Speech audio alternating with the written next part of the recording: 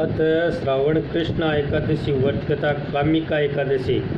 कुंती पुत्र धर्मराज युधिष्ठिर कहने लगे कि हे भगवान, आषाढ़ शुक्ला देवशयनी एकादशी तथा चातुर्मास व्रत महात्म्य मैंने भली प्रकार से सुना। अब कृपा करके श्रावण कृष्ण एकादशी का क्या नाम है सो कहिए। श्री कृष्ण भगवान कहने लगे कि हे युधिष्ठिर, इस एकादशी की कथा को एक समय ब्रह्मा जी ने नारद जी से कहा था, वहीं मैं तुमसे कहता हूँ। नारद जी ने ब्रह्मा जी से पूछा था कि हे पितामह, श्रावण मास के कृष्ण पक्ष की एकादशी की कथा सुनने की मेरी इच्छा है। इसका क्या नाम है, क्या विधि है और इसका महात्म्य क्या है, सो कृपा करके कहिए। नारद जी के ये वचन सुनकर ब्रह्मा जी ने कहा कि हे नारद, लोगों के हित के लिए तुमने बहुत सुंदर प्रश्न किया है। श्रावण मास की कृष्ण पक्ष एकादशी का नाम कामिका है। उसके सुनने मात्र से वाजपेय यज्ञ का फल मिलता है। इस दिन शंख चक्र गदाधारी विष्णु भगवान का पूजन होता है, जिनका नाम श्रीधर, हरि, विष्णु, माधव और मधुसूदन है। उनकी पूजा करने से जो फल होता है सो सुनो। जो फल गंगा, काशी, नैमिषारण्य और पुष्कर स्नान का नहीं होता, वह विष्णु भगवान के पूजन से मिलता है।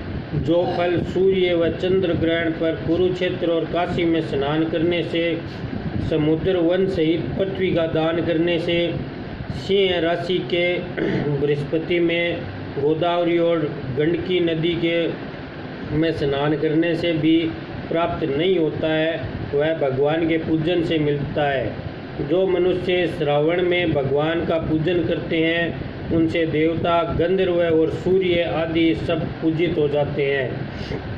अतः पापों से डरने वाले मनुष्यों को कामिका एकादशी का व्रत और विष्णु भगवान का पूजन अश्वमेव करना चाहिए।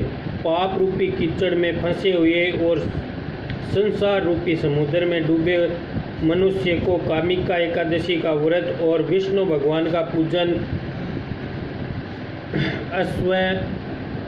अवश्यमेव करना चाहिए। इससे बढ़कर पापों के नाश का कोई उपाय नहीं है। हे नारद, स्वयं भगवान ने यही कहा है कि कामिका व्रत से जीव को योनि को प्राप्त नहीं होता। जो मनुष्य इस एकादशी को भक्तिपूर्वक तुलसी दल भगवान को अर्पण करते हैं, वे इस संसार में पापों से दूर ही रहते हैं। श्री विष्णु भगवान रत्न, मोती, मणि तथा आभूषण आदि से इतने प्रसन्न नहीं होते जितने तुलसी दल से।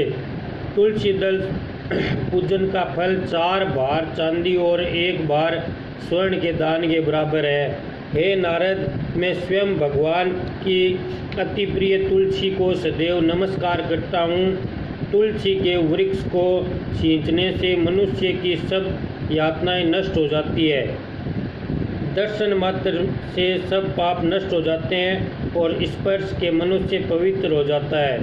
कामिका एकादशी की रात्रि को दीपदान तथा जागरण के फल का महात्म्य चित्रगुप्त भी नहीं कह सकते।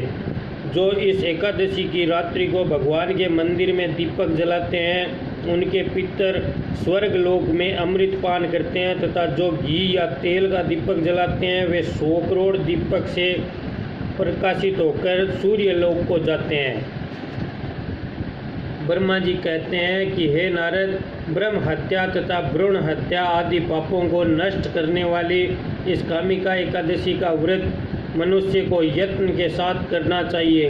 कामिका एकादशी का व्रत के महात्म्य को श्रद्धा से पढ़ने या सुनने वाला मनुष्य सब पापों से छूटकर विष्णु लोक को जाता है। जय बोलो ठाकुर जी महाराज की जय हो।